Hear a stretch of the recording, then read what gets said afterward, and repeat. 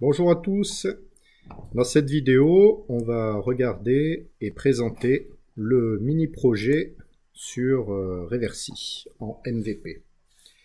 Donc ça commence par un projet qui est sur GitHub, que vous pouvez, si vous voulez, cloner tel quel, mais ce que je vous conseille de faire, c'est d'en faire un fork afin d'avoir votre propre projet en ligne sur GitHub, que vous pourrez apprendre à sauvegarder sur GitHub, peut-être à partager, etc.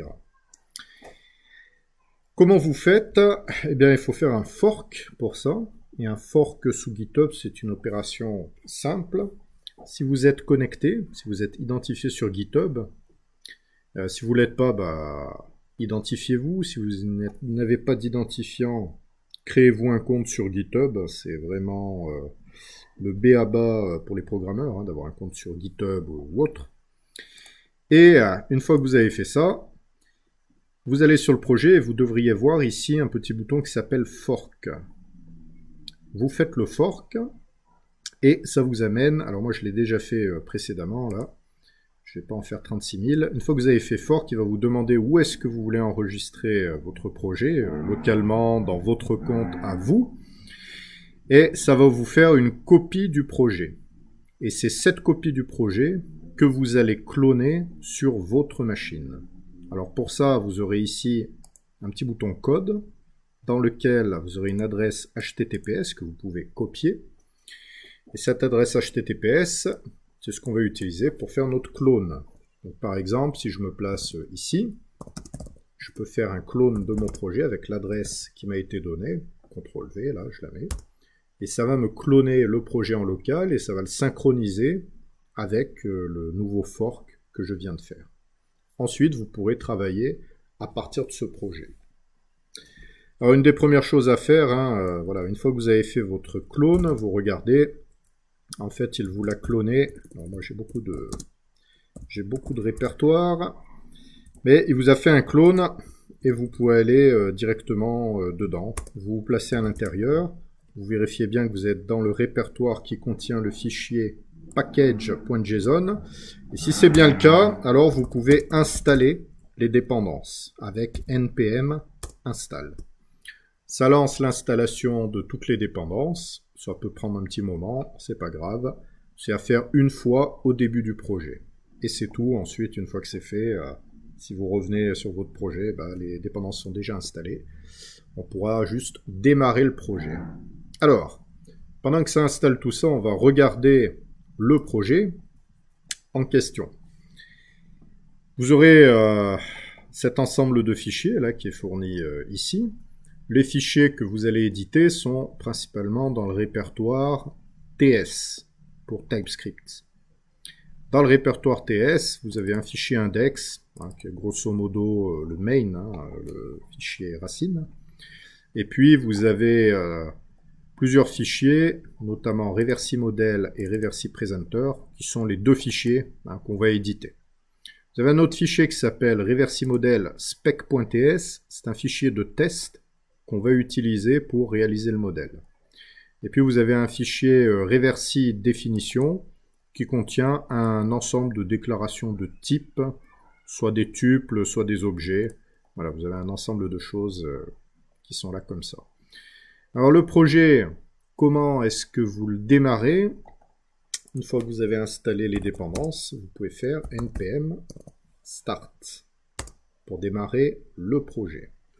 Ça va vous ouvrir un serveur de développement accessible sur le port 1234. C'est indiqué ici, si vous faites un CTRL-clic dessus, vous y allez. Je suis bien connecté sur localhost 1234. C'est le serveur de développement du mini-projet Reversi. Donc je suis dessus. J'ai pas grand chose pour le moment. Bon. On peut ouvrir la console de développement pour voir ce qui se passe. OK. Nous, on va commencer par faire la partie modèle. Alors la partie du modèle, ce que je vous invite à faire pour la démarrer, c'est déjà de vous familiariser avec les types de données qui sont fournis. Puis d'aller dans le fichier Reversi Model. Alors, quels sont les types de données qu'on vous fournit? On vous fournit un type turn, qui est une union entre la chaîne de caractères player 1 ou player 2. Donc turn, c'est quelque chose qui vaut soit player 1, soit la chaîne de caractères player 2. Vous avez un type C pour case, ça sera les cases du plateau.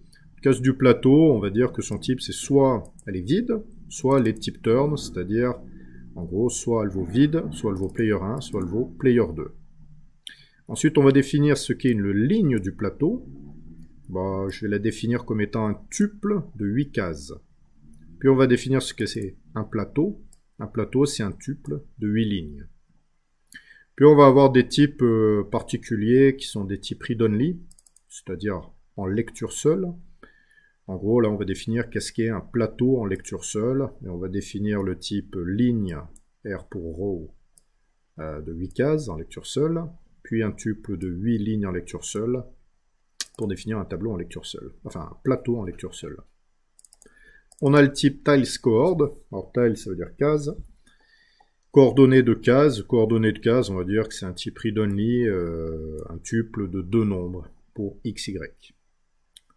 Et puis on va définir un type qui s'appelle playImpact, qui est un type tableau de tile coords read-only. On va définir l'interface, un type d'objet, donc une interface, état du jeu, GameState, qui va contenir un plateau en lecture seule et un tour de jeu.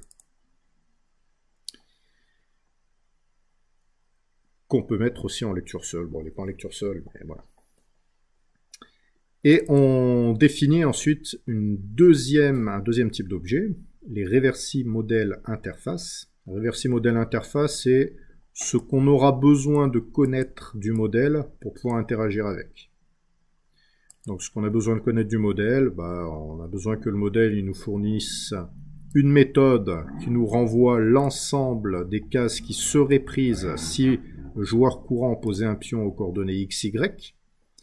S'il n'y a aucune case qui serait prise, ça signifie que c'est un coup qui n'est pas valide. On n'a pas le droit de jouer là, puisque dans les règles, vous avez le droit de poser un pion si et seulement si vous capturez des pions adverses. Donc ça nous servira à savoir quels pions sont capturés, et s'il n'y en a aucun, ça nous servira à savoir que le coup n'est pas valide. On aura une méthode play, la méthode play qui posera un pion aux coordonnées IJ ou XY. Et puis, on aura un observable de GameState, quelque chose qui va nous publier des GameState. GameState Ops. On s'abonnera à cet observable pour connaître l'état du jeu et lorsque cet état varie, pour être prévenu. La première chose que vous aurez à faire, donc, c'est le reversi model. Le reversi model, on vous en donne un squelette qu'il va falloir compléter.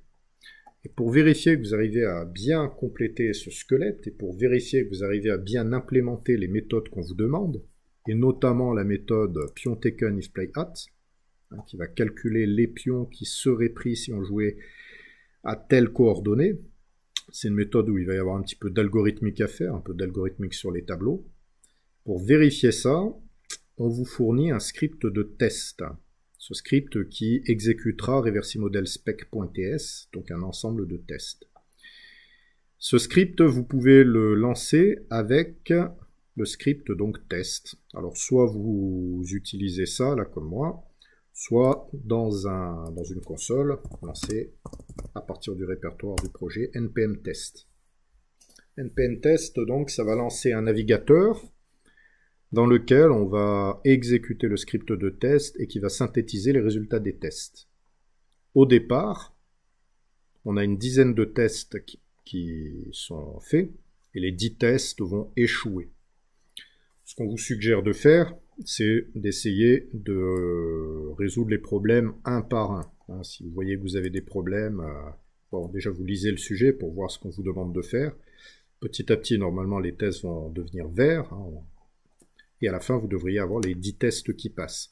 S'il y a des moments où vous avez l'impression d'avoir fait ce qui était demandé dans le sujet, mais qu'il y a des tests qui ne passent pas, il faudra aller lire le test, voir où est-ce que ça ne passe pas, et voir pourquoi. Là, par exemple, on a un test qui ne passe pas qui dit « Instantiation d'un reversi model, l'attribut board devrait avoir une valeur initiale correcte. » Donc apparemment, la valeur n'est pas correcte. Et effectivement, au départ, là, j'ai bien un board mais il n'est pas initialisé.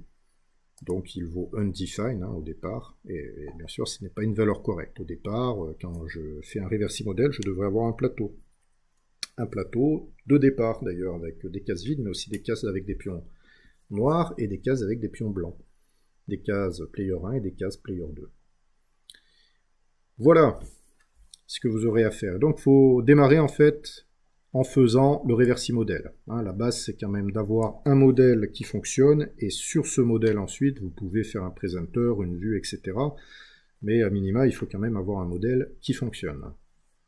Et c'est ce qu'on vous demandera. Et pour ça, donc, vous avez le script npm test. Une fois que vous aurez ce script de test de fait, et que tous les tests fonctionneront bien, passeront, alors vous pourrez passer au reversi presenter, dans lequel il faudra construire un petit tableau, le remplir, le faire évoluer en fonction des évolutions du modèle, s'abonner au coût possible, etc. Vous avez les indications à la fois dans le sujet et à la fois dans le code source.